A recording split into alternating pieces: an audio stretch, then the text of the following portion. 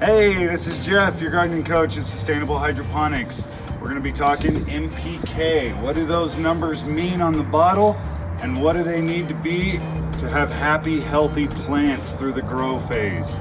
Check out me, the gardening coach at Sustainable Hydroponics. I'll have your answer coming up. Welcome to Sustainable Hydroponics. I'm Jeff, your gardening coach. Today we're going to be talking about our plants in their vegetative stage, what it takes to grow a happy, healthy plant right before we go into the flowering stage. On some of those plants that we're going to be working with don't necessarily have a flowering stage, but that's where we're going to be talking about the NPK values on each one of these bottles to figure out exactly what we need to grow a very happy, healthy plant. So let's go ahead and get into it. I want to start off with our organic raw amendments. The reason why I want to start off with these is because generally when people are looking for a rich nitrogen source or a rich potassium or rich phosphorus type thing, and we start looking at the natural raw amendments, I want to really explain that when it comes to these, and when you're using them, it's really you're turning your soil into a time capsule, essentially. When we amend these into the soil, a few months before the season, these are having a chance to break down. Now, each one of these amendments breaks down at a different rate organically. So by putting them all in at the same time, you may have your blood meal start to break down before everything else. And then a couple weeks after your blood meal starts to break down, we have your neem sealed meal, your seabird guano. All of this stuff will eventually start to work at different times in the plant's life, releasing it when it's readily available to the plant. So we don't necessarily amend through the season with things like this. This is more of an amendment builder, a soil builder that really helps get things started at the beginning of the year and even throughout most of the summer till we start to hit fall. A lot of times when we get into fruiting and flowering plants, we'll just amend the soil for the growth phase of the plant. That way we can really supplement the way we'd like in the bloom phase of the flower's life. Again, there are some that don't necessarily bloom, so we can leave a lot of higher numbers at the end. We can leave some of those off on shorter plants like your veggies, like spinach and kale and stuff like that are really fast growing leafy greens that don't really produce a very large root mass, and we can continue to harvest throughout the season off of those. So one of the things when we're talking about something like that, we really don't need to be heavy on any of the bloom stuff. So a lot of that is just growth formula: nitrogen, a little bit of potassium, a little bit of phosphorus.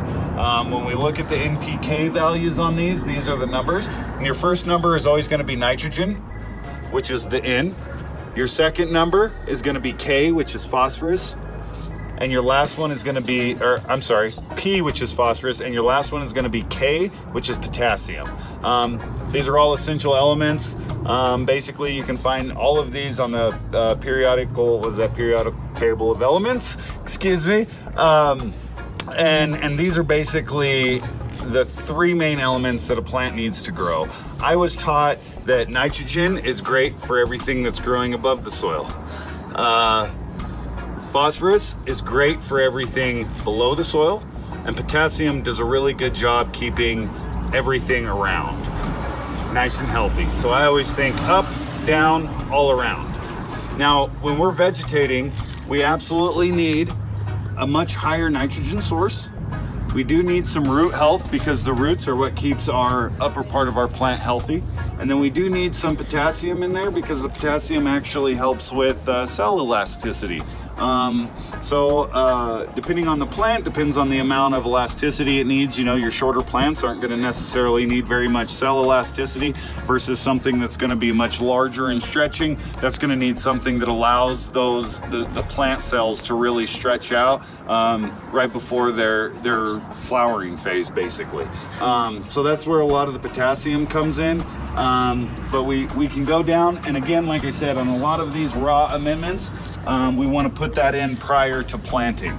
Now, that doesn't mean that just because it's powder means that it's not readily available.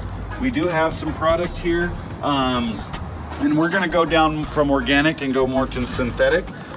This is Mother Earth Meal Mix. Now the cool thing about this is a plant-ready amendment, so it's not 100% organic, but it does still break down in your soil, but it breaks down a lot faster, becoming more readily available. So if you're going through your grow season and you notice that you need a little bit more food because your plants seem to be little piggies and want to eat a whole lot, we can take a little bit of this and sprinkle it on the top and do just a nice even dusting, not a whole lot, and that'll, as that absorbs in, it'll break down a little bit quicker and become a little bit more plant ready. The cool thing about this is you can actually amend your soil with it as well, which you know, at the end of the season, if we want to kind of juice it up prior to our next season, we can absolutely do that with some of this. Now we're going to get into a little bit more supplemental. This is the Roots Organic from Aurora Innovations. They've come up with a terpene tea. Basically, this is designed to really enhance the oil production in your plant, especially like those guys who do a lot of lavender and stuff like that. They really like to get those essential oils out. This is something that's going to really help produce that. Now, we have to start that oil production early on in the plant's life while still creating a happy canopy as well. So that's where these terp teas come in, because you can really start to dial in where you want your plant in its vegetative stage. So that's really, really awesome.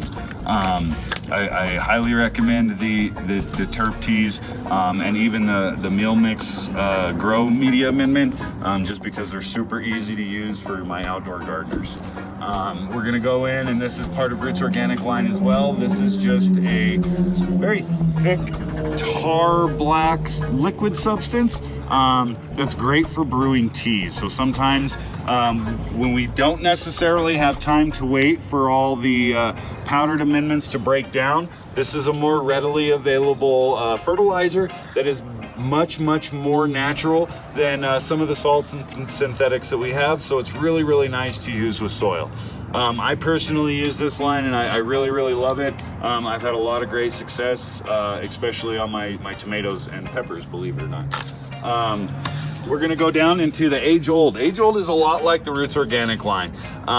Basically, they're trying to balance off the phosphorus and the potassium just for all around plant health and root health, and then they really bump it up in the nitrogen to get a lot of vigorous growth up top. Age Old does a really good job in utilizing natural sources to make their liquid fertilizers, just like the Roots Organic. This stuff is very stinky when you open the bottle, I would like to point out. Peak Emerald Harvest, their Peak Harvest line, does a really good job too. I would kind of loop them in with Age Old and Roots Organic. These guys do an awesome job with their powder amendments. The bokashi that they make is really, really incredible. They have a couple other amendments that do an awesome job in teas. So again, when we're talking needing something fast to help keep the plant healthy, I recommend going into a little more of the liquids, because they are more readily available to the plant. They don't necessarily need to break down as much.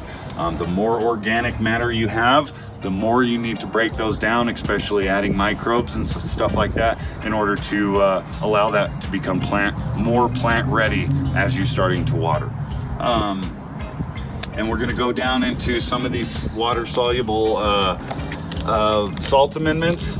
We're gonna kind of shift gears a little bit. A lot of the stuff that I was talking about prior is gonna be more directed towards soil and cocoa coir use. Now we're gonna get into more hydroponics. A lot of the reason why we get away from organics and hydroponics is because we have to have we really don't have a lot of microbes in the reservoir or water to break down this stuff, so it needs to be plant ready on its own. So when we get into the NPK Raw brand, this one is really nice, because if you look at their product, this is just nitrogen. It's straight nitrogen, 20% nitrogen. There's some chelating agents in there, but basically that's all it is. If you look at the NPK value, it is 2000. Okay, so we can start off making our base with this, and this is going to help us tune in our plant's diet by having this just in its singular form. This next one is potassium. This is straight 0050. So same thing. We're going to start to play around with these numbers here, and now we can start mixing these in different ratios to get different elements in our plant's life. So that's going to be really, really awesome. And again, from a little more advanced growers, this is going to be awesome for dialing in our specific plants' needs. So I really, really like that. They do make a much easier to use formula. This is their all-in-one. This is just everything that I just showed you in one bag, so you don't have to do the science, the math, or any of the calculations that go along with, well, I've been vegetating for 3 weeks, now I need to increase what? Well, with something like this, you can just increase your whole feed. If the plant does seem to be needing more potassium or more phosphorus even through its vegetative state, then we can pick up a little bit of this stuff and add it in there and adjust these ratios. So that's one thing I really like about the raw. And the fact you can use them with soil or hydroponics is really, really amazing. Fox Farm is basically a liquid version of that. They have pretty much the same things. This is a little more organic based. This contains a lot of trace minerals. I highly recommend this for my beginning growers because you don't have to mix a whole lot. This particular bottle, if you notice, the numbers are a little bit closer together. We got a 644, so there's not much of a variance. This is going to help you when we're feeding the plants. We don't necessarily have to guess how much potassium, how much phosphorus, does it need some zinc or some sulfur? It's got all of that in there, so it makes it really easy to grow. We're gonna move down. This is Veg Bloom. This is actually their RO Soft product, so this is more formulated for people who like to use soft water reverse osmosis. The Veg Bloom is another really awesome product in the sense that it's kind of an all-in-one. All you do is change your mixing and your dilution ratios, and you really get pretty much everything out of this that you would out of the raw combination. And I really want to highlight too that all of these are bases. There's always additives that we can add onto this to really enhance our plants' vigor or root growth or whatever. But really, at the end of the day, we just want to start off with how can we get our plant and its vegetative life extremely healthy. So we're going to move down. This is the Emerald Harvest line. We're going to really start getting more into the hydroponics. The Emerald Harvest has a couple different varieties. This is, I believe, their what I call a one-part nutrient. You basically have a grow. This is your secondary or micronutrients, and then you have a bloom.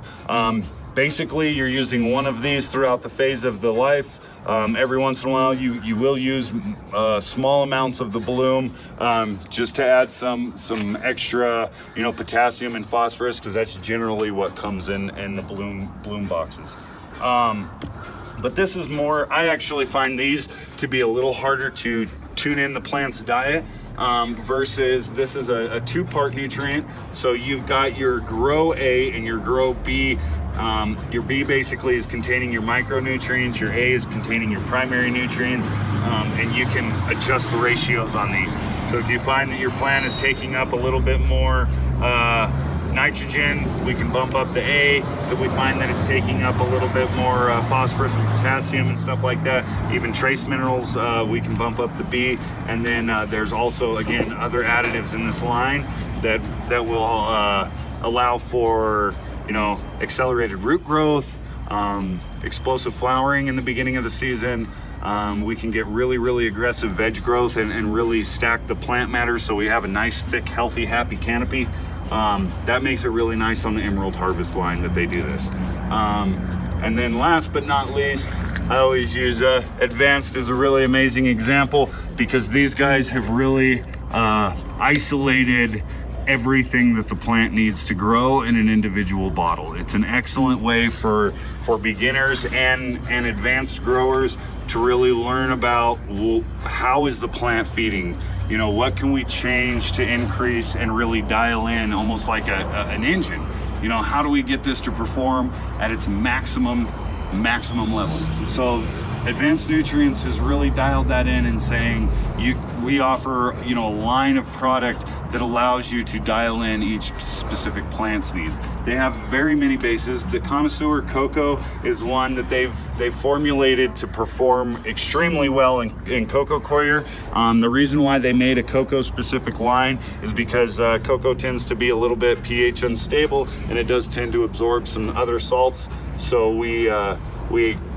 they've designed this to kind of counter all of that and allow for an easy growth phase. They do have a lot of other pH perfect lines, not necessarily formulated for cocoa, but that stay a lot more stable.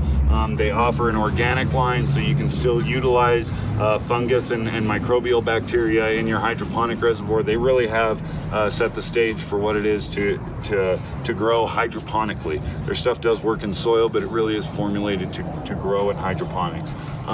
One thing I want to highlight is each one of these lines generally will give you a feed schedule. A lot of them have a lot of different applications as far as their feed schedule goes, but I highly recommend anytime you purchase one of these lines, you'll always get a feed schedule or a handbook with it. That's going to allow you to really figure out how these perform and how they've been formulated to perform, and that's going to allow you to make a much better educated guess on what our plant's going to need throughout its life. There's lots of different types. Canna makes one that's for soil, that's for hydroponics, and for cocoa. These are all 3 different feeding schedules. They kind of worked out like Advanced Nutrients here. They're based out of Holland. They've been doing this for a really long time. Canna makes an extremely good product. I actually prefer this line for my fruits, believe it or not. A lot of strawberries and stuff really love these. My raspberry and blackberry bushes love the Canna Terra line. For some reason, they just do great out here in the desert with that stuff. So I really recommend this stuff.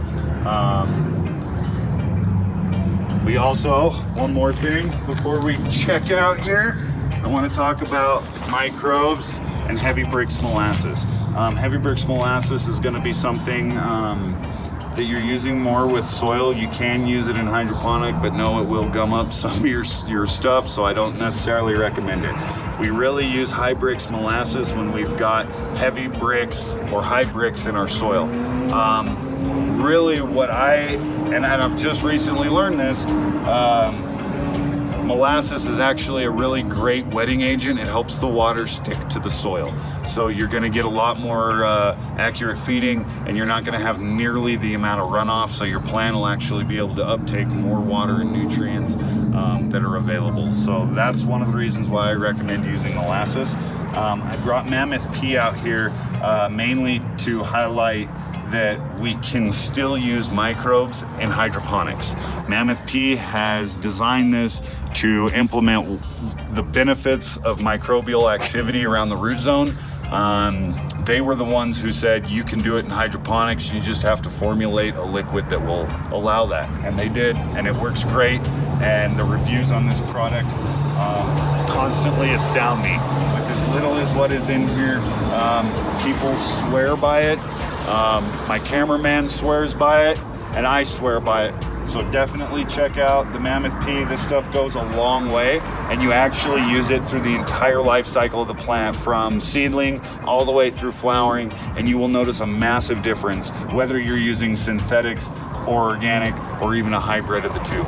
So if you guys have any questions, please come into Sustainable Hydroponics. My name is Jeff. I can answer any of your questions. If I don't have the answer, I'll find them and get them back to you. Come check us out. We're on 576.5 25 Road. Check out our website, sustainhydro.com. And absolutely show up at our spring party, April 27th. That's we're going to have a lot of these vendors out, so they're going to be able to explain their product in depth if you have any other questions about them. Thank you very much. Gardening Coach out. Peace. Guys, Sustainable Hydroponics. I'm your gardening coach, Jeff.